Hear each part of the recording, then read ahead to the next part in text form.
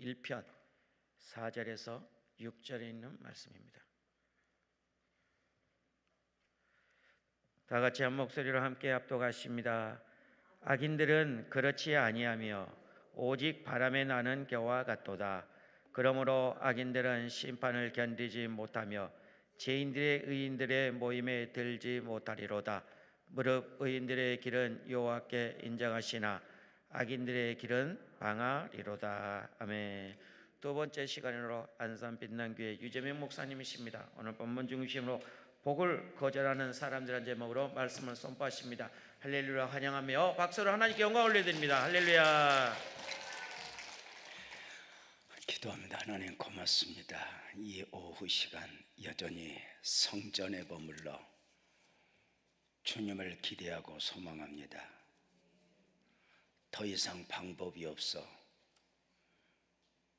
애절한 마음으로 주님을 보거든 남다른 마음으로 주의 옷자락을 잡았던 여인에게 내게서 능력이나 갖구나 하셨던 주님, 똑같이 그 은혜를 베풀어 주옵소서. 이 오후 시간 드려진 예물이 있습니다. 담겨진 소원, 간절한 기도 제목, 주님이 속히 응답하시고 꼭 은혜를 더하여 주옵소서. 오늘도 연약한 종 십자가 뒤에 감추시고 역사하신 하나님의 영광을 기대하며 오직 주님만 주인공이 되어 주옵소서. 우리끼리 주고받는 은혜가 아닌 하늘로부터 오는 하나님이 주신 은혜를 품에 안게 하여 주옵소서.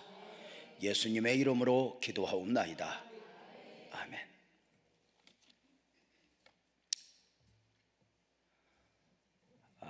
목회 연수를 채워가면서 이제 본의 아니게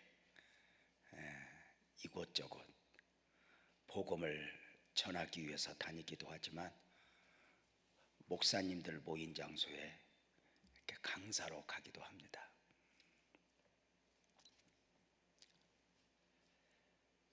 왜 그렇게 목사님들이 모여서 무엇을 갈망하는 것일까? 목사들에게 있어 꿈에도 소원은 교회 부흥입니다. 정말 부흥이죠. 얼마나 그 부흥을 원하느냐. 제가 한 번은 우리 아내하고 이렇게 밥을 먹다가 여보다가 당신 사랑한다 그랬더니 눈도 깜빡 안 해요. 여자들이 그 나이를 먹으면 사랑한다 뭐 그런 거 아무 소용없어요. 돈을 내놓으래요. 돈 없는 사랑 그까짓 거 아무 소용없어. 정말 그렇다니까. 꽃다발을 줘도 꽃 안에 뭐가 있는가 보지 뭐 지가 꽃이라는데 뭔 꽃이 필요하겠어. 식사를 하다가 내가 당신 사랑한다 그랬더니 눈도 깜빡 안 해. 그래서 제가 이렇게 말했어요. 근데 여보 내가 당신 사랑하지만 당신이 손가락 하나 잘라달라면 나 이혼할 거다. 나 당신 없이는 살아도 손가락 없이는 못 살 것 같아. 그것도 젊을 때는 한바탕 싸울 거야. 왜 말을 그렇게 하냐고. 이제 나이를 먹을 만큼 먹으면 모든 것을 초월하는 우리 아내 한마디로 끝내더라고. 잘라달라고 안 할게 밥이나 드셔. 여유 아닐까? 여유 아닐까? 우리 아내가 우리 교인들에게 하는 말이 가정이 평안하려면 여자가 남자보다 그릇이 10배나 커야 한다고 이렇게 이야기를 하죠. 다 품어내지 않으면 가정될 수 없다고. 근데 제가 이제 우리 아내에게 하고 싶은 말이 있어요. 근데 여보 내가 당신이 잘라달라면 손가락도 하나 못 잘라줄 것 같은데 교회만 부흥된다면 손가락 아니라 팔도 다리도 잘라줄 것 같아. 이게 목사의 마음이거든요. 교회를 지키기 위해서 눈을 팔겠다고 한 목사님 이야기 들어보신 적 있어요? 교회를 지키겠노라고 신장을 팔고 싶다는 목사님 이야기를 들어보셨나요? 그만큼 애절하죠. 그 목사님들과 함께 모여서 부흥을 이야기하다가 이렇게 이야기를 해요. 존경하는 목사님들 부흥을 원하십니까? 돌이켜 보십시오. 그렇게 원하는 부흥을 하나님이 안 주셨을까요? 어쩌면 하나님이 부흥의 기회를 반복해서 여러 번 주셨음에도 혹 기도하지 않아서, 믿음이지 않아서, 인간적이어서 그 하나님이 주신 부흥의 기회를 스스로 놓아버린 것은 아닐까요? 하면 거의 100% 목사님들이 고개를 끄덕입니다. 내게도 부흥의 기회가 있었다고. 성도들은 복을 원합니다. 복을 좀 받았으면 좋겠다. 그렇게 원하는 복을 하나님이 주시지 않은 것일까? 복 주시는 하나님인데. 문제는 어쩌면 그 복은 인간의 수단과 방법으로 받는 것이 아니라 믿음으로, 은혜로 받는 것일진데, 그 기회 앞에서 우리 스스로 거절한 것은 아닌가? 재미있는 표현을 해요. 우리의 구원을 설명할 때 하늘에서 비가 쏟아져요. 그러면 너무 그 구원이 좋아 보여서 그릇을 가지고 받아요. 넘치도록 받고 보니까, 그 구원의 축복을 받고 보니까 하늘이 주셨어, 내가 받았어. 하늘이 주셨다고 하는 거죠. 그죠? 근데 그게 안 믿어져. 싫어. 엎어놓고 안 받았어. 그러면 하늘이 안 주셨어, 내가 안 받았어. 내가 안 받았어. 그래서 구원을 받으면 은혜, 그 구원을 거절했으면 자기 책임, 이렇게 말해요. 축복은 아닐까? 하나님이 내게 정말 축복을 주셨다면 그 축복받은 사람으로서 은혜를 고백하는 것 아닐까? 그러나 내가 만약에 복을 받지 못했다면 어쩌면 하나님에게 문제가 있는 것처럼 목소리를 높여도 과연 괜찮을까?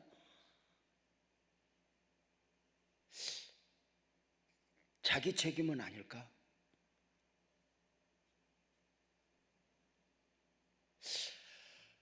저는 시편 1편을 이렇게 읽기 시작해야 한다고 말씀을 드렸어요. 복 있는 사람은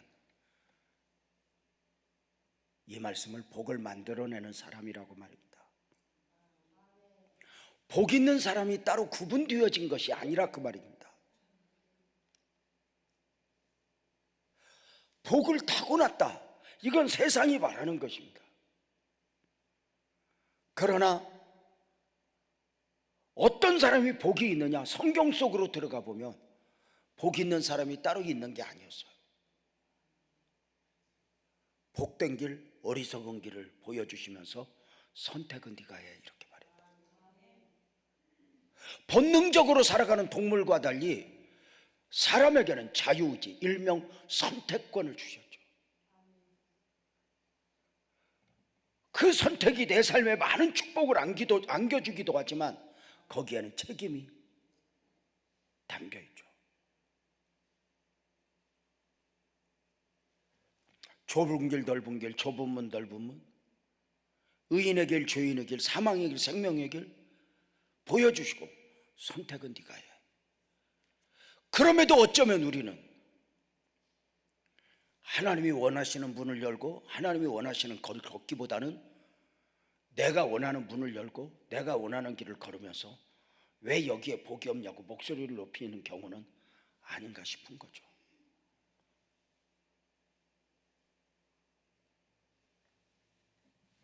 시편 기자는 복을 만들어내는 사람을 이렇게 표현했어요. 악인의 꾀를 따르지 아니하며.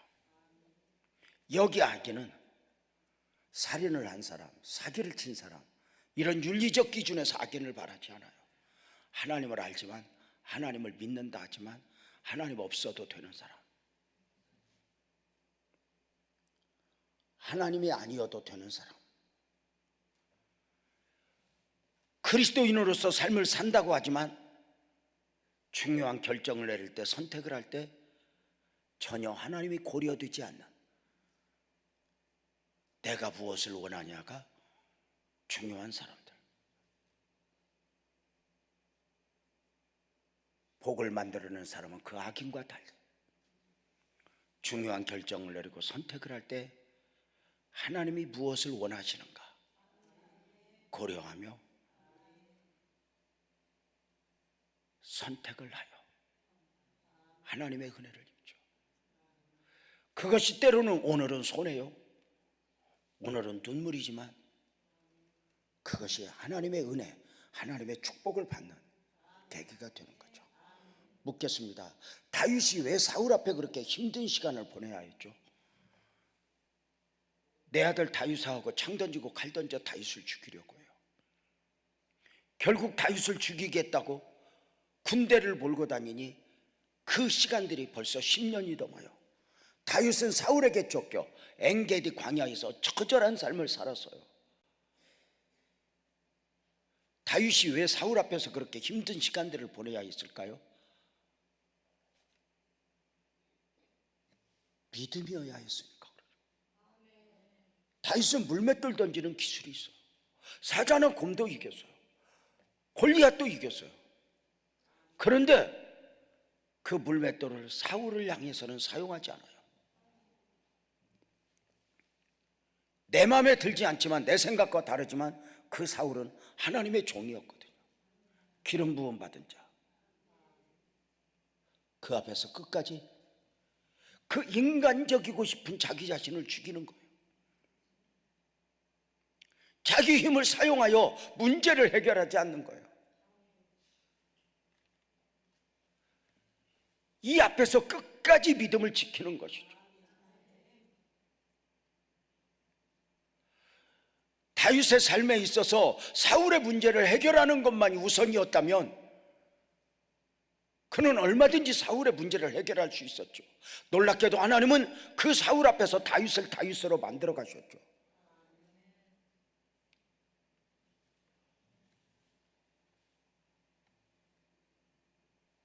복을 만들어내는 사람은 악인들의 꾀를 따르지 않고 하나님이 계신 것처럼 하나님이 아니면 안 되는 사람으로 중요한 결정을 내리고 선택을 할 때 내가 무엇을 원하느냐가 아니라 하나님의 원하심에 매인받여 삶을 살아낼 수 있는 사람들, 이런 삶의 원리를 배우면서 저도 그 목회에 그 삶에 적용해 보죠.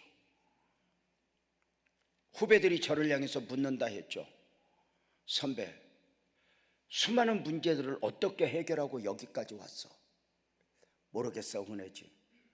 그럼에도 대답하는 거. 돌이켜보면 감사한 것 중에 하나는 그 문제 앞에서 이 문제를 어떻게 해결하지? 이렇게 방향을 잡는 것이 아니라 이 문제 앞에서 어떻게 믿음을 지키지? 이것이 어쩌면 신앙적 지혜였다고. 사자굴 앞에서 다니엘처럼, 풀무 앞에서 사드락과 메삭과 아벳느고처럼 믿음을 지키는 것. 우선의 문제를 해결하기 위해서 하나님이 안위 계신 것처럼 믿음을 놓아버리는 것이 아니었다는 것이죠. 다시 말씀을 드릴까요? 다윗이 왜 사울 앞에서 힘들었어요? 믿음을 지켜야 하니까. 그러면 사울의 문제를 해결한다고 해서 다윗에게 문제가 앞으로 없을까? 아니요. 놀랍게도 하나님은 그 과정을 통해서 다윗으로 만들어 가셨죠. 그 문제 앞에서 믿음을 지켰다. 물론 저도 여러분처럼 10번이면 10번, 100번이면 100번 믿음을 지킨 건 아니에요. 저도 무너졌죠. 그러나 돌이켜보면 믿음이 주는 축복은 생각보다 컸죠. 결코 후회함이 없게 하시는 그 하나님의 은혜. 또 하나, 그 문제 앞에서 의도적으로 내가 무엇을 원하느냐보다 하나님이 무엇을 원하느냐의 방향을 잡고 결정을 하고 선택을 하며 삶을 만들어내는 지혜. 이것은 축복이고 은혜죠. 얽힌 실타래를 어린아이가 잡으면 얽히지만 어미가 잡으면 풀리죠. 내 삶이 얽혔을 때 내가 무엇을 원하느냐보다 하나님이 무엇을 원하지? 기도하라면 기도하고, 용서하라면 용서하고, 헌신하라면 헌신하고. 복을 만들어내는 사람은 죄인의 길에 서지 아니하며 삶의 목적의 문제이니 그 삶의 목적에 하나님이 계신가? 중요하죠. 사복음서 제자들이 3년 반 예수님을 따르다가 결국 예수님을 배반하고 저주하고 고기 잡으러 갔던 이유는 적어도 사복음서 안에서 제자들에게 있어 예수님은 목표가 아니라 수단이요 방법이었기 때문이었다. 이렇게 말씀을 드려서 절에 다니다가 복 받으려고 교회 오는 것처럼 수준을 그렇게 만들어버리는 것처럼 배와 그물로 출세하고 성공하려고 했던 저들이 예수님을 만나 예수님을 통해서 자기 얻고자 하는 것을 얻고자 했다. 그래서 오른편 왼편을 욕심냈다. 경쟁에서 이기려 했다. 근데 그 제자들이 마가 요한의 다락방에서 성령을 받은 후 그대로 완전히 바뀌었죠. 사도행전에서 제자들에게 있어 예수님은 더 이상 수단이요 방법이 아니라 목표가 되죠. 40에 하나 감한매를 5번 맞아도 3번 대장으로 맞아도 죽었다고 수없이 되던져도 사나 죽으나 주님의 것이요 다 주님을 향해서 가는 것이죠. 그 십자가의 길을 가는 것이죠. 복을 만들어내는 사람은 오만한 자의 자리에 앉지 아니하고 삶의 자세니 삶의 주인이니 내 삶에 있어서 내가 하나님을 믿는 것은, 내가 그 하나님을 주님이라 고백하는 것은 내 삶은 내가 사는 것이 아니요 내가 사는 것은 내가 사는 것이 아니요 내 안에 그리스도께서 사신 것이라. 조용히 내 삶에서 내려와 하나님께 내 삶을 맡기나. 놀랍게도 그 삶을 살기 위해서 시편 기자는 여호와의 율법을 즐거워하며 삶의 가치가 어디에 있는가? 모세는 애굽의 금은보화를 거절해요. 애굽의 왕됨을 거절해요. 그리스도와 함께 하나님의 백성과 함께 고난받기를 선택해요. 애굽의 금은보화보다 하나님의 백성과 함께 고난받기를 따라서 봐요. 더 좋아하고. 그렇죠. 모세는 애굽의 금은보화를 좋아했어요? 안 좋아했어요? 좋아했어요. 그렇지만 그거보다 하나님의 백성과 함께 고난받기를 더 큰 가치로 여겼다는 거죠. 모세라고 해서 애굽의 금은보화가 좋아 보이지 않았겠어요? 얼마나 세상이 좋아 보이고 재밌는데. 나는 목사인데요, 좀 내 죄송한 표현이지만 세상이 쓰레기로 보이면 좋겠어. 그럼 내가 얼마나 목회하기가 쉽겠어. 근데 목사를 해도 세상은 여전히 재밌고 세상은 여전히 화려해. 무엇인가 얻을 것 많고. 그래서 목사를 놓아버리고 아마도 그 순간순간 흔들릴 수 있을 거야. 근데 그걸 거절하고 이겨내는 게 쉽지 않잖아요. 세상이 재밌는 걸 뭐 목사라고 모르겠어? 지난 설날에 집회 마치고 사택에 갔더니 통닭을 시켜 먹고 있어요. 명절에. 웬 통닭이야? 그랬더니 자기들이 언격결에 우리 아내랑 우리 애들이랑 사위랑 언격결에 한 마리 이거야. 고수톱 쳐갖고 이거 통닭값 따서 먹대. 목사집에서 고수톱을 쳤대. 이 마귀 새끼들이 어디 있어? 얼마나 신경질이 나는지. 왜 그 재밌는 걸 나를 빼놨냐 그 말이야.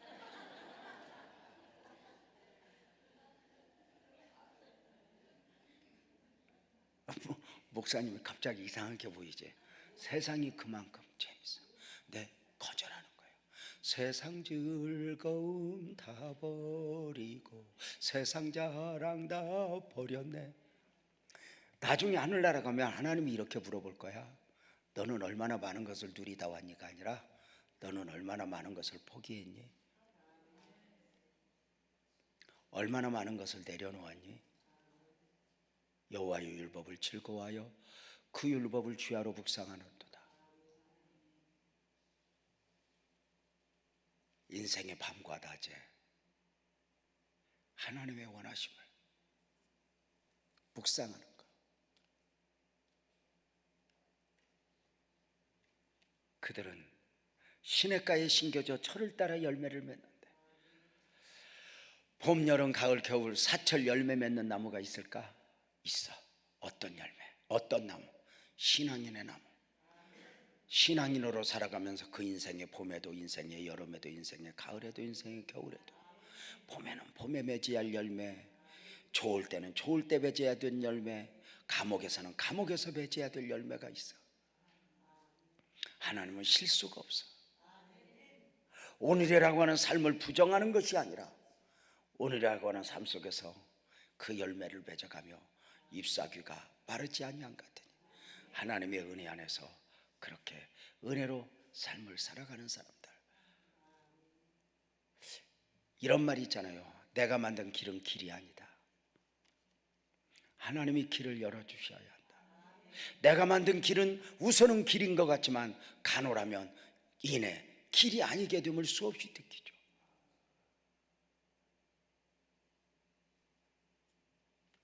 복도 하나님이 주셔야 하는 거 아세요? 복을 만들어내는 사람들이 그러하다면 오늘 4절은 이렇게 시작해요. 악인은 그렇지 아니하며. 하나님이 없다 하는 사람들, 하나님 없이 살아가는 사람들, 저들은 악인의 꾀를 따르며 죄인의 길에 서며 오만한 자리에서 여호와의 율법을 즐거워하는 것이 아니라 세상 즐거움에 취해서 힘들고 어려울 때 하나님의 원하심을 묵상하는 것이 아니라 나의 원함에 매인받으여 삶을 살아가는 사람들, 정신없이 살아가죠. 그 하나님 없이 살아가는 사람들의 삶을 이렇게 표현해요. 바람에 나는 겨와 같도다. 바람에 나는 겨, 그림이 그려져요. 먼지들처럼 정한 바가 없이. 악인들은 그렇지 아니하며 바람에 나는 겨와 같도다. 무엇인가 열심히 살아간다고 하지만 저들은 정한 바가 없는 거예요. 이리 높을 저리 높을. 오해하면 안 돼요.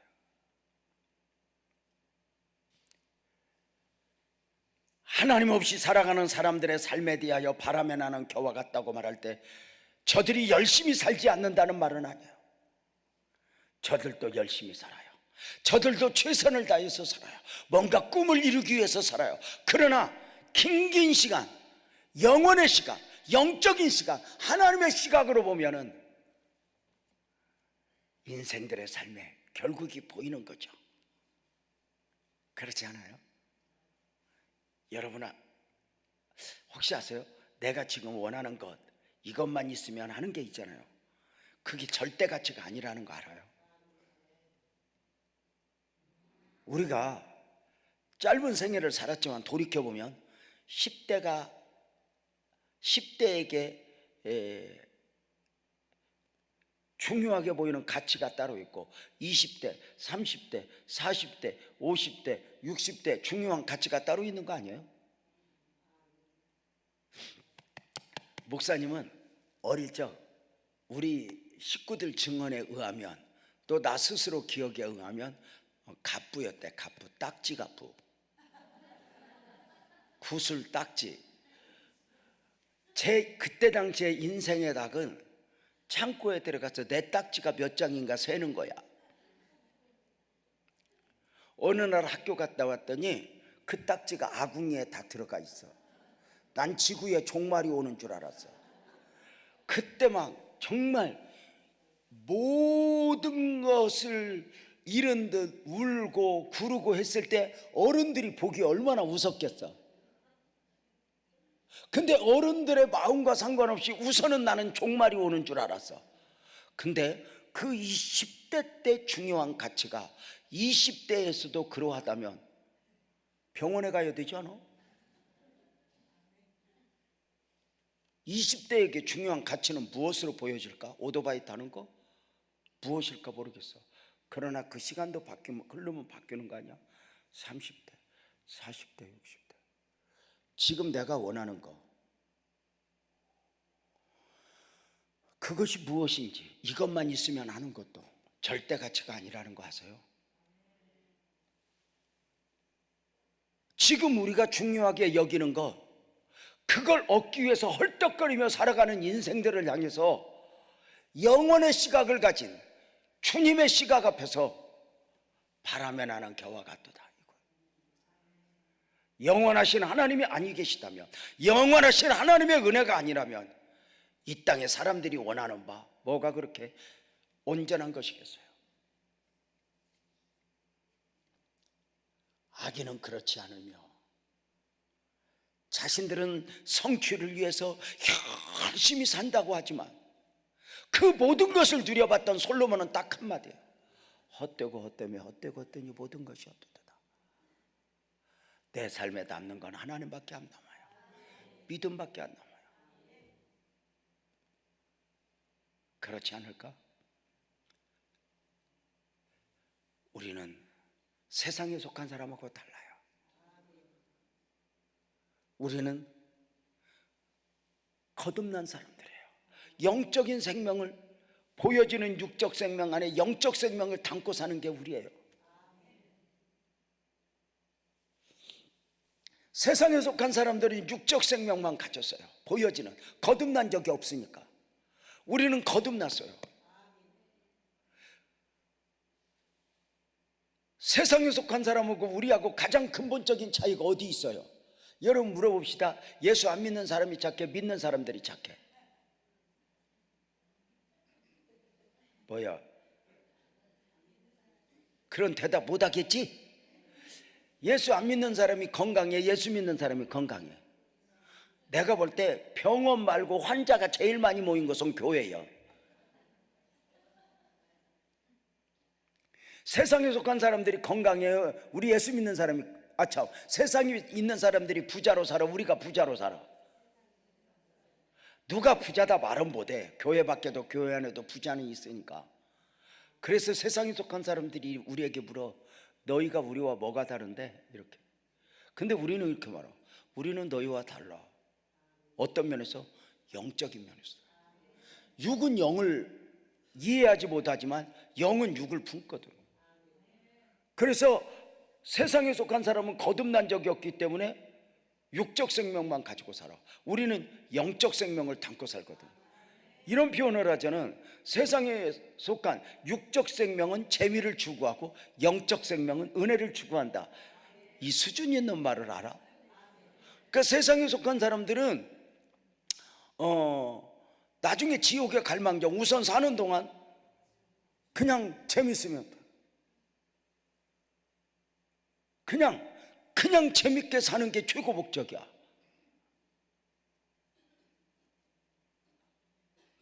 근데 여러분 알아? 육적 생명이 추구하는 재미는 거의 죄까지 들랑달랑 해야 재밌어. 아니요. 우리는 은혜를 추구해. 그래서 우리는 세상 사람처럼 재미있는 것도 원하지만 은혜 없는 재미는 재미가 아니야. 우리는 그저 어쩌든 은혜를 받아야 돼. 은혜 안에서 살아야 돼. 왜? 영적 생명을 가지고 있으니까. 세상에 속한 사람들은 이 공동체, 이 모임을 이해 못해. 뭐하러 저기까지 가서? 근데 우리는 어느 날부터인가 이렇게 은혜를 받지 않으면 단 하루도 살 수가 없는걸? 우리는 은혜를 살아, 은혜를. 그리고 그 하나님으로부터 오는 은혜. 저는 진짜 예수 믿고 좋은 게 뭐냐면, 하나님 나 좀 도와주라, 나 좀 도와주라. 1000번만 번 울어도 자존심 안 상하게 하는 분은 하나님밖에 없어요. 여러분 하나님 앞에 울고 불고 막 하면 뭐 자존심 상하던가? 사람 앞에 도움을 구해봐요. 친정엄마한테도 엄마야 나 좀 도와줘라 3번 전화하면 4번째부터는 그년한테 전화 올까 봐 안 받아. 나빠서가 아니야. 인생이 그만큼 약한 거야. 근데 전능자 되신 하나님이 얼마나 좋은지. 여러분, 아까도 그냥 말씀을 듣는데 많이 우신다고 말씀을 듣는데 그 고백이 절이더라고요. 근데 어차피 사람은 살면서 많이 울거든요. 근데요, 인생이요, 울어보셨어요? 돈 없어서 울고, 누구 죽어서 울고, 망해서 울고, 억울한 소리 들어서 울고, 막 울면요 다 진이 빠져, 울고 나면. 근데 하나님 앞에서 울어봤어요? 하나님 앞에는 2시간 3시간 울다 보면 기운이 넘쳐서 입을 빨리 열어간다니까. 그 은혜 안에서 그 하나님의 기운이 공급되는 거지. 그래서 하나님 앞에 울 기회가 있거든. 복인 줄 알고 많이 울어라. 돌이켜보면 울어야 할 때가 힘들었지만 울었던 만큼이나 은혜가 가득할 때는 그때야.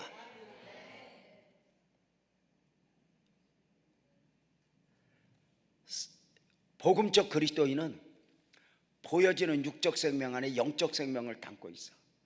그래서 인간의 필요를 크게 2가지로 나누면 육적 필요와 영적 필요로 나눠. 육적 필요는 눈에 보이는 필요야. 돈이 좀 더 있으면 좋겠다, 자동차를 바꿨으면 좋겠다, 아파트가 좀 더 컸으면 좋겠다, 이런 거 있잖아.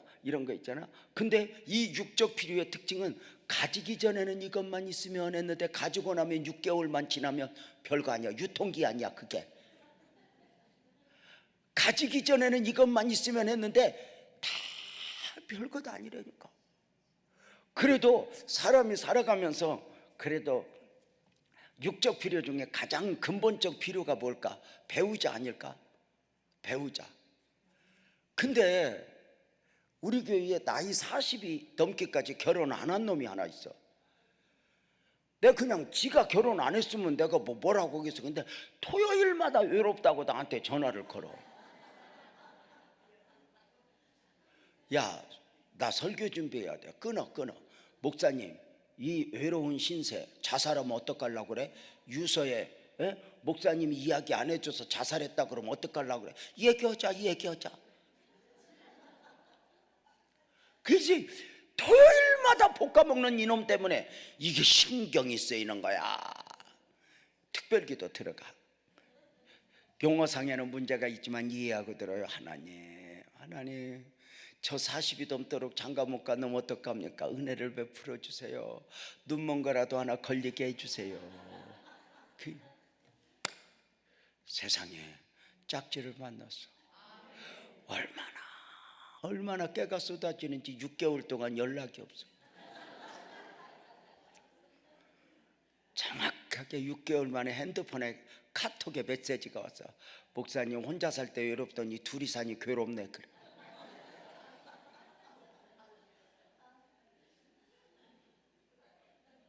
세상의 모든 것은 이것만 있으면 하지만 가지고 나면 다 별거 아니야. 눈은 보아도 족함이 없고. 그렇지 않아? 근데 영적 필요는 우선의 필요라고 느끼지 않아. 미뤄도 될 것 같아. 근데 그 영적인 필요, 구원을 받는다, 은혜를 받는다, 이것은 절대 필요라는 거죠. 사랑하는 여러분, 세상에 속한 사람들은 천국 없이, 영원 없이 하나님을 모르고 열심히 살아. 언젠가 땅을 칠걸. 다 사람이 늙어가면 보여. 내가 이까짓 것 때문에 어느 순간 자식 키우는 것이 전부였는데 자식 키우는 것도 한계점이 와. 그래서 여러분, 인생이 50 넘으면 자식 자랑하는 사람이 없어. 왜냐하면 그 자식을 통해서 조직의 쓴맛을 다 보았거든. 그래서 이제 쓰잘데기 없는 손주 자랑이나 하고 다니는 거야.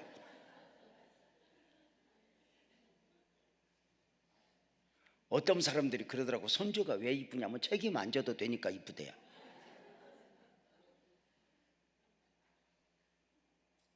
어떠세요? 세상에 속한 사람들에게 사업 열심히 하고 뭐 공부 열심히 하고 뭐 얻고자 하는 사람에게 당신은 바람에 나는 겨와 같습니다. 하나님이 없다면, 당신의 삶이 하나님이 계산되지 않으면 당신의 삶은 바람에 나는 겨와 같답니다 라고 말하면 저들은 분노할 거예요. 뭐가 그러냐고. 그러나 성경적 시각은 정확해요. 바람에 나는 겨와 같도다.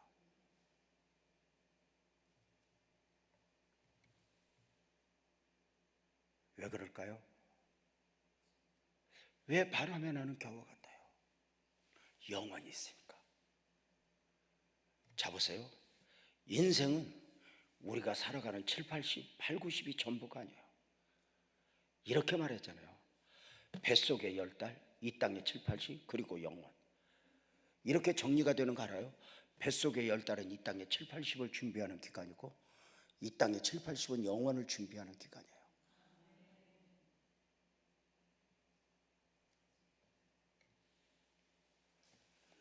영원이 없는 이 땅에 7, 80은 의미가 없어요.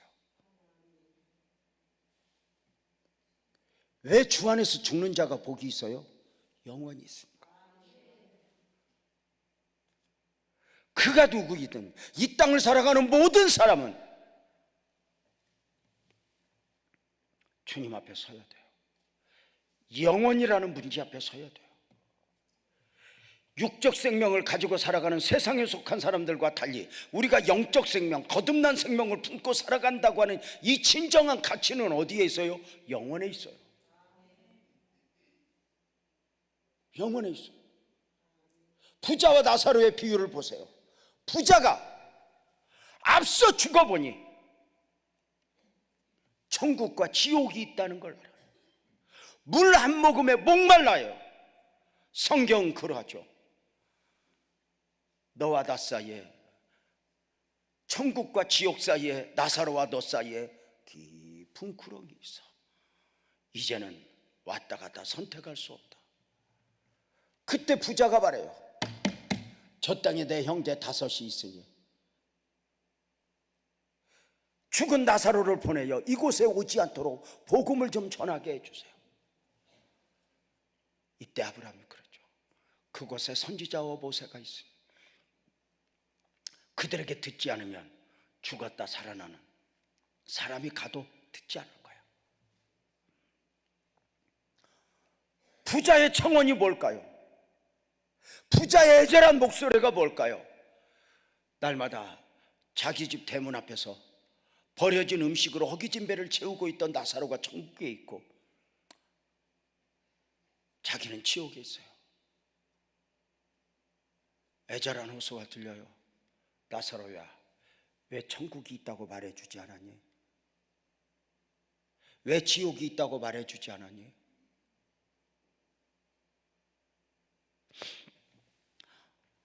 악인들의 삶, 하나님 없이 살아가는 사람들의 삶이 바람에 나는 겨와 같은 이유는 뭐예요?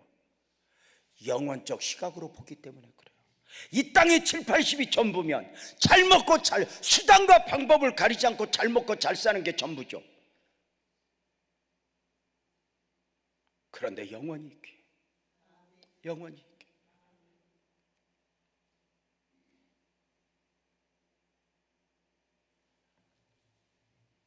부자의 청원을 말씀드렸어요. 저 형제 5이, 지옥에서 바라보는 저 형제 5이 부자가 있는 지옥에 왔으면 좋겠어, 나사로가 있는 천국 갔으면 좋겠어. 천국. 이게 그래서 설교하면서 이렇게 표현하죠. 앞서 죽어본 모든 사람은 그가 지옥에 있든 천국에 있든 남겨진 후손이 천국 가는 것이 소원이라고. 진짜 효도는 제사 잘 드리는 것이 아니라 아멘 크게 봐 예수 믿고 구원받는 거라. 성경적이에요. 우리의 진정한 삶의 가치는, 복음적 그리스도인의 삶의 가치는 영원과 하나가 돼요. 영원이 없다면 기독교는 진정한 가치가 아니에요.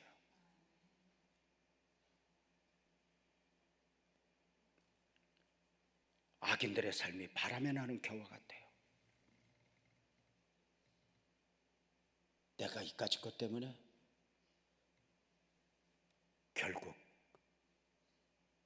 이 땅의 삶이 악인의 삶이어서는 아니 되는 이유, 하나님이 아니어도 되는 사람으로의 삶이 아니 되는 이유, 그것은 영원 앞에 주님 앞에 서야 되기 때문에 그래요.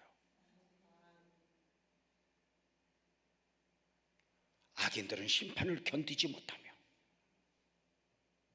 심판을 통과할 수 없어요. 우리가 예수를 잘 믿어야 되는 이유가 뭘까요? 그래야 자식이 잘 되고 그래야 부자가 되니까? 아니요. 딱 하나요. 주님 앞에 서야 되니까. 주님 앞에 서는 그날 우리의 눈물을 닦아주실 것이고 우리의 믿음의 상처들을 만져줄 거예요. 한 권사님이 저를 보고 그러더라고요. 목사님 우리가 주님 오시는 그날, 우리가 주님을 만나는 그날 의의 세마포를 입고 만나거든. 우리의 세마포는 깨끗해야 할까? 찢기고 상처나야 할까? 그랬더니 제가 깨끗해야죠. 그랬더니 그 권사님이 이렇게, 아니야 목사님, 내가 환상 가운데 봤는데 그 세마포가 찢기고 상처가 나야 돼. 믿음 지키느라고, 세상과 싸우느라고. 그 상처 났던 것들 주님이 다 만져준다고. 우리가 이 땅에서 살면 때로는 믿음으로 사노라면 눈물도 흘리고 아프기도 하고, 그럼에도 우리의 삶에 가치가 있다. 우리가 영원 앞에 서는 그날, 내가 예수 잘 믿었구나, 내가 예수 잘 믿고는 예수님을 알고 믿음으로 산다는 게 이게 복이었구나, 이걸 확인하게 되는 게 바로 영원 앞에 딱 서서죠.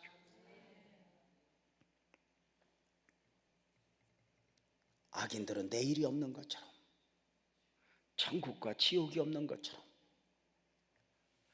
헐떡거리며 살아가는 모습을 성경은 바람이 나는 겨와 같도다. 저들은 심판을 견딜 수 없다. 그리고 죄인들, 저들은 의인의 보임에 들 수 없다. 우리가 오늘 또 구원받은 백성으로, 거듭난 백성으로 주님 안에서 이렇게 삶을 살아간다는 게 얼마나 중요한지 아세요? 이 세상은 세상의 방식으로 구분을 해요. 세상의 방식으로. 배웠냐 못 배웠냐, 출세했냐 성공했냐, 성공 못했냐, 강남에 사냐 강북에 사냐, 아파트 사냐 주택에 사냐, 애들을 잘 키웠냐 못 키웠냐, 자격증을 가졌냐 못 가졌냐, 집이 몇 평이냐, 이 가방은 짝퉁이냐 진품이냐, 뭐 차는 그냥 냐냐, 이런 세상의 구분 방식 앞에서 세상은 더 나은 구분 안에 들려고 몸부림을 쳐요.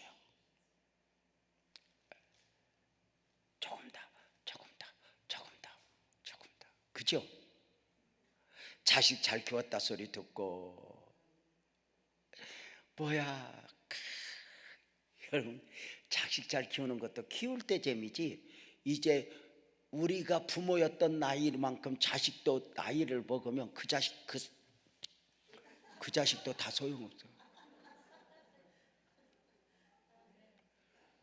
내가 아들을 둘을, 하나는 판사 만든, 그리고 하나들은 판사, 하나들은 치과 의사 만든 권사님 알아.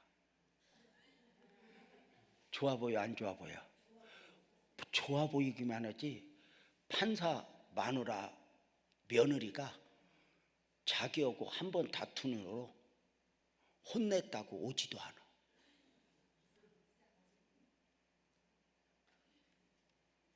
어쩌면 며느리만의 문제는 아닐 거야. 내가 저 새끼는 어떻게 키웠는데 하는 그 어떤 이런 것들도 다 섞였을 거야. 일방적인 건 없으니까. 근데 중요한 건 판사 만들고 운다는 거야. 치과 의사 아들, 자기 전세단 들여서 치과 병원 오픈해 줬더니 융자 받은 거 갚는다고 한 달에 10만 원 준디야. 돈의 양을 말하는 게 아니야. 비로소 자식이 해답이 아니구나를 안 거야.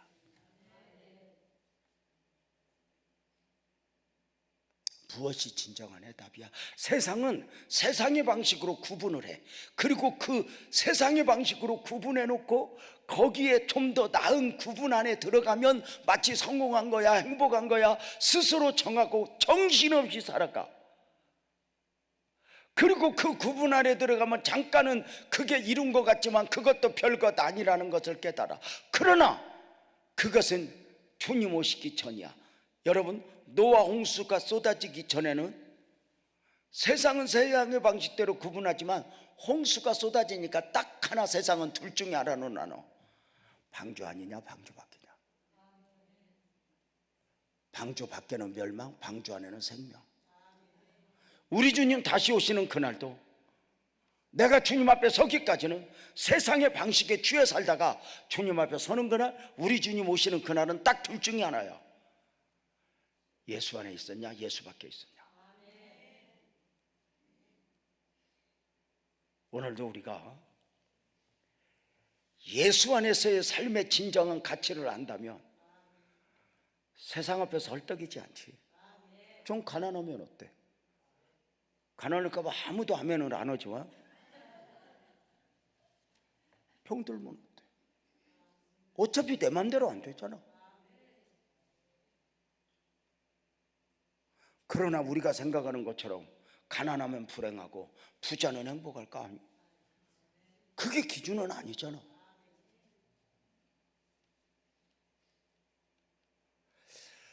참 어떤 소박했던 삶에 담긴 은혜들이 얼마나 큰지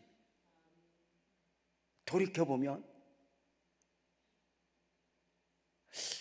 사랑하는 성도님들, 하나님 없이 살아가는 사람들 우선은 지 맘대로 잘 살아가는 듯 하지만 언젠가 그 삶이 계산되어진다. 심판대 앞에서 너 어떻게 살았니? 10대의 가치가 진정한 가치가 아님을 20대 30대에 알아. 20대 30대의 진정한 가치가 40, 50대 가면 별것 아니라는 거 알아. 나이 먹어보면 알아.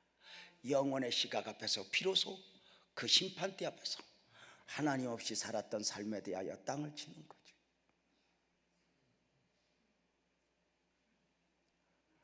오늘 또 은혜 아니면 살아갈 수가 없네. 은혜가 아니면, 그 하나님의 은혜가 아니면 단 하루도 살 수 없는 사람.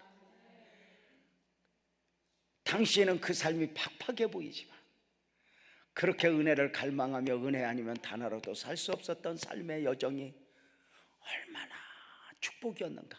그러니까 그때의 삶이 내 시각에 보니까 그렇게 힘들었지 하나님의 시각으로 보면 그렇게 풍성했던 거야. 세상에 속한 사람들의 삶이 바람에 나는 겨와 같았다면 오늘도 진리를 쫓고 은혜를 쫓고 이렇게 함께 어우러져서 하나님의 말씀을 듣고 이 연습 잘 하다가 우리가 천국 가서 주님 앞에서 주님, 나 잘 살았죠? 나 잘했죠? 마치 어린 자식이 어미 앞에 와서 자랑하듯 주님, 내가 그때 믿음 지키려고 했던 거 아시죠?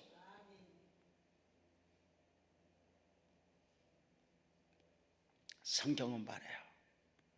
무릇 의인들의 길은 여호와께서 인정하시나 악인들의 길은 망하리로다. 오늘 또 의인의 삶, 구원받은 삶, 천국 백성으로의 삶, 이 삶은 여호와께서 인정하시대요. 재명아, 잘했다, 잘했다. 그런데 하나님 없이 자신의 성취, 자신의 욕망 이루기 위한 삶, 저들의 결국은 망할 것이 아무것도 없어.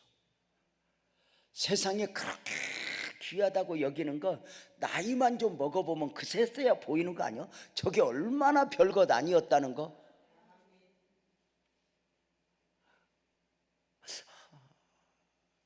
정말 그렇지 않을까?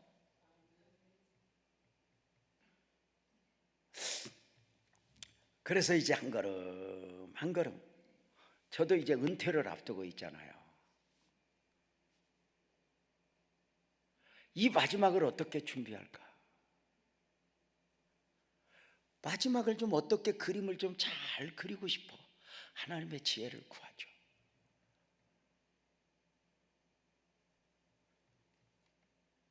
사랑하는 성도님들,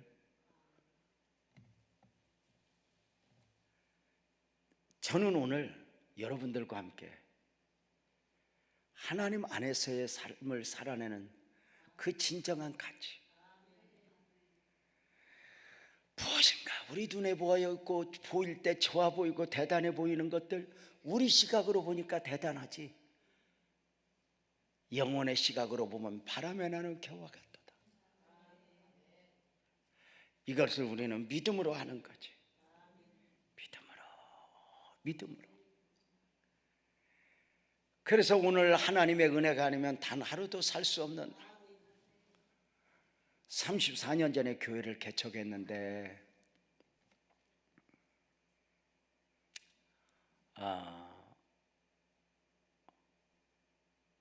정말 주님만 의지하고 목회를 하고 싶었어요. 저 이제 34년 전에 35년 전에 개척을 준비하면서 우리 아버님 장인어른이죠. 장인어른이 저 거문도라고 하는 섬에서 목회를 했었어요. 여수와 제주도 사이에 그 거문도에서 섬에서 목회를, 그 옛날 하니 얼마나 처절한 고생을 했겠어요. 먹을 것 없고, 뭐 그때 뭐 생선 잡는다고 뭐 누가 팔아 사가? 아니잖아. 근데 제가 이제 그 검문도 사역을 다 마무리하고 노년을 보내고 계신 아버님한테 개척 허락받으러 갔어요. 아버님, 저 교회 개척하려고요. 그랬더니 앞서 그 길을 걸어보신 아버님, 그 인생이 얼마나 힘든가를 알았던 아버님이 눈을 지그시 감더니 이런다. 굶을 각오 됐는가? 제가, 아버님, 워낙 굶으면서 목회를 하신 분이니까, 아버님 지금은 시대가 좋아져서 목사도 굶진 않아요. 먹는 건 먹어요. 그랬더니 그때 주셨던 말씀이 거야. 굶어도 굶었다고, 힘들어도 힘들다고 성도들에게 말하지 않고 하나님만 보고 목회할 수 있겠는가? 이 말씀이 보통 말씀이 아니라는 걸 알고 무릎을 딱 꿇었어요. 아버님, 그렇게 할게요. 그렇게 하고 개척을 준비하는 과정부터 사람에게 말하지 않고 주님만 보는 거예요. 그렇게 개척을 시작하다 보니까 십자가도 없이 간판도 없이 그 처절한 지하실에서 물퍼내면서 이제 목회를 했던 거죠. 그때 만약에 형 하나 누나에게, 아는 사람에게, 나 십자가 하나 해줘, 나 간판 하나 해줘, 10번도 더 해줬을 거예요. 근데 지나고 보니까 하나님만 보고 십자가 없이 간판 없이 했던 것이 지금 보니까 얼마나 감사하죠. 믿음 지킨 것밖에 안 남는다는 거지. 지금이나 되니까 아멘 했지, 그때는 바보 같았다니까. 지하실에서 그렇게 주님만 보고 목회를 하는 거야. 근데 여러분 알아? 34년 전에 지하실에서 목회하면, 물 보내면서 목회하면 성도들이 와도 멀쩡한 게 안 온다는 거 알아? 좀 괜찮아 보이는 사람은 전부 저쪽 교회로 가고 지하실 같은 것들만 우리 교회 와. 교회에 뭘 도움이 되는 게 아니라 그 없는 교회에 뜯어먹을 것들이 와. 업어서 내려오고 업어서 데려다 주고. 근데 그들을 섬기면서 하나님의 마음을 배우게. 그러니까 하나님 앞에는 버릴 게 아무것도 없는 것 같아요. 그 이제 뭐 교회 헌금 바구니 봐도 헌금도 없어. 내가 낸 거밖에. 그러고 이제 주님만 보는 거야. 그냥 끝까지 말하고 싶은 거, 형아야 나 좀 도와줘, 이런 거 거절하고 주님만 보고 밖에 안 해요. 문제는 우리 마누라야. 내가 이렇게 주님만 보고 목회를 하겠다고 결정을 하고 주님만 보면 우리 아내가 좀 협조를 해줘야 되는 거 아니야? 친정에서 뭘 가져온다든지. 그래야 조화가 이루어지잖아. 나는 주님만 보고 얘는 먹이고. 근데 우리 마누라는 저 아버지한테 배워가지고 나보다 더 주님만 봐.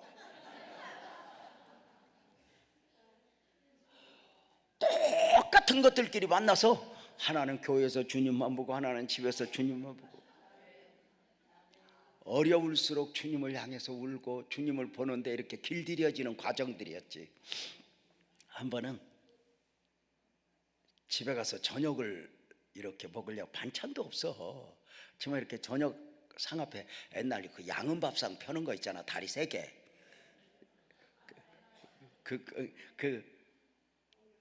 근데 그거 세게 우리 아내가 밥 한 그릇 놓고 김치 하나 뒀더니 표정이 어두워.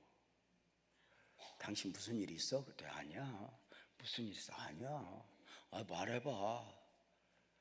말 안 해야 되는데. 말해봐. 부부잖아. 그랬더니 이러는 거야. 여보 미안해, 내일 아침 쌀이 없어. 근데 쌀 없다는 이야기는 돈도 없고 아무것도 없다는 거잖아. 순간 쿵 하더라고. 얼른 분위기를 좀 반전시키기 위해서 이거라도 다 먹은 뒤에 이야기하지 이 사람아. 미안해, 그냥 어쩌다 대답했어. 미안해. 알았어, 괜찮아, 먹자. 그리고 일부러 막 늦게 먹었는데 이런 늦게 말란가 몰라. 내일 아침 쌀이 없다니까 사람이 아무 낙이 없어지는데 씻어야 될 이유도 없고 자야 될 이유도 없고 책을 봐도 눈에 안 들어오고 아무것도 안 들어오고 그냥 하나님 앞에 섭하기도 한 거예요. 나는 쌀 떨어지게 하시는 하나님을 믿어본 적이 없어. 그렇게 뒤척이다가 우리 아내한테 여보야 우리 예배당 가서 기도나 하자. 그래요, 우리는 기도해야죠. 그리고 이제 예배당으로 가는 거야. 퀴즈 한번 물어볼게. 쌀 떨어졌다 소리 듣고 뒤척이다가 예배당으로 기도하러 가기 전에 형아나 누나한테 전화해서 형아야 나 쌀 떨어졌다 전화하고 싶은 마음 있었겠어 없었겠어? 누가 있다고 그래 지금? 물론 나도 있어. 그래도 없다고 해야 지금 설교한 게 어딘데. 없다고 하면 아니야 나도 있어 그러려고 그랬어요.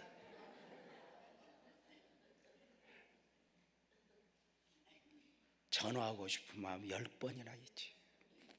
그런데 이런 거 있잖아. 우리가 믿음으로 사는 건 믿음으로 사는 게 아니야. 믿음 아닌 것을 이겨내고 믿음으로 사는 거죠.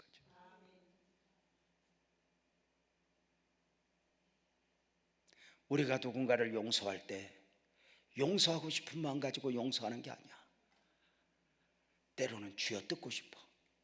근데 이겨내고. 그래서 쉽지 않은 거지. 전화해서 근데 그걸 이겨내고 예배당으로 가는 거야. 우리 아내하고 둘이 아버지 쌀하고 원색적 울음을 우는 거야. 아버지 쌀 없다. 자기 서름에 복받쳐서 아내와 손잡고 기도하다가 그날 밤에 하나님이 은혜를 탁 입히시는데 기도가 깊이 들어갔어.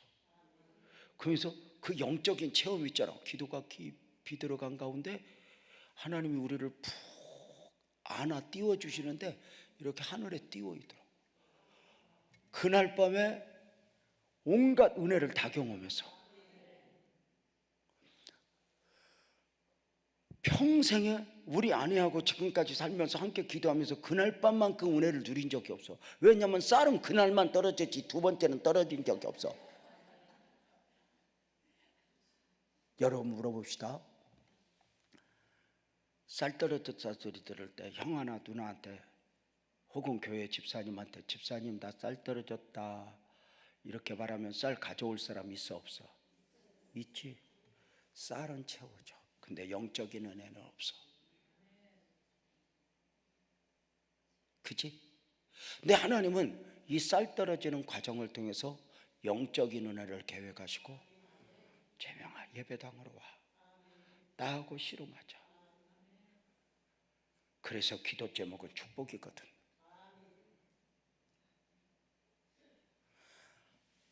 얼마나 은혜가 더 넘친지 여러분 알잖아. 기도가 깊이 들어가면 가지고 왔던 기도 제목은 다 없어지고 주님이 시키는 기도하는 거, 쌀은 다 없어지고 할렐루야 하면 막 춤을, 은혜를 드리는데 새벽녘에는 우리 아내하고 춤을 덩실덩실 췄어.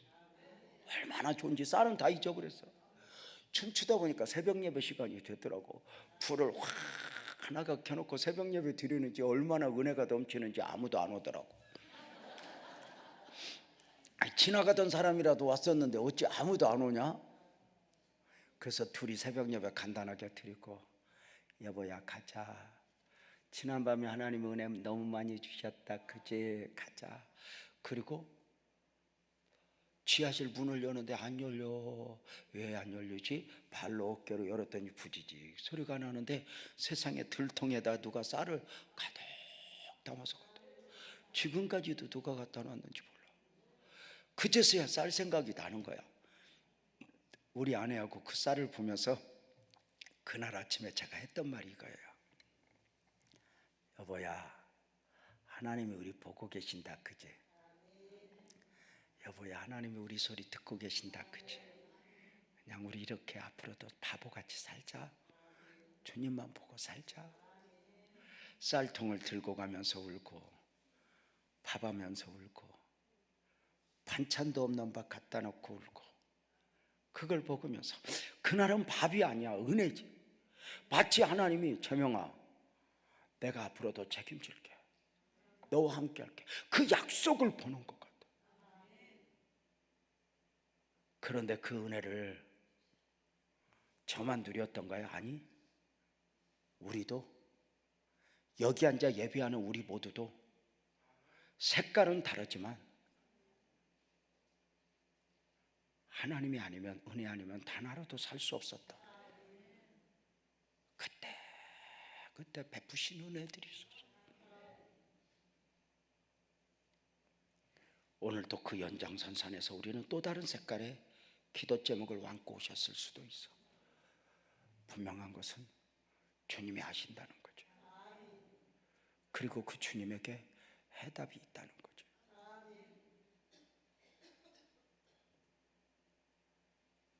우리의 신앙을, 우리의 믿음 삶을 세상은 이해 못해.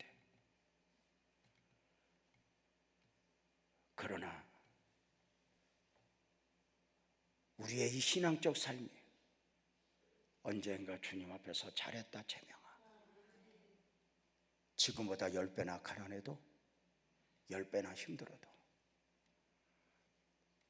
나는 믿음의 사람이겠습니다 결단을 드리며 주님 안에서 또 한 번 기도하고 간구하며 하나님의 은혜가 아니면 단 하루도 살 수 없는 사람으로 고백한다면, 지금은 이 삶이 너무도 팍팍하지만 언젠가 이 날도 역사가 되고 지난 날이 되었을 때 이때가 얼마나 큰 은혜였는가. 우리는 내일을 모르지만 주님은 아셔. 그리고 우리를 그 아름답게 인도하시고 축복하시니 오늘도 이 성산에 오신 분들 다시 한번 나는 주님을 믿습니다 고백하며 두 주먹을 불끈 쥐고 주님은 알아 이겨내지 않을래요? 그렇게 결단하지 않을래요? 기도하겠습니다. 두 손 한번 번쩍 들어봐요. 하나님 아버지, 손을 들고 기도합니다. 결국의 은혜임을 인정합니다. 이 오후 시간 달려온 주의 백성들 머리머리 위에 안수하여 주시고 기름 부어 주옵소서. 성령의 역사, 성령의 능력이 있게 하여 주옵소서. 오늘 은혜가 아니면 단 하루도 살 수 없는 사람들, 은혜가 아니면 단 하루도 이길 수 없는 사람들, 오늘도 그 기도 제목을 안고 왔사오니 은혜를 더하여 주옵소서. 성령으로 기름 부어 주옵소서. 하나님을 만지고 느끼게 하여 주옵소서. 주님을 기다립니다. 주님 역사하여 주옵소서.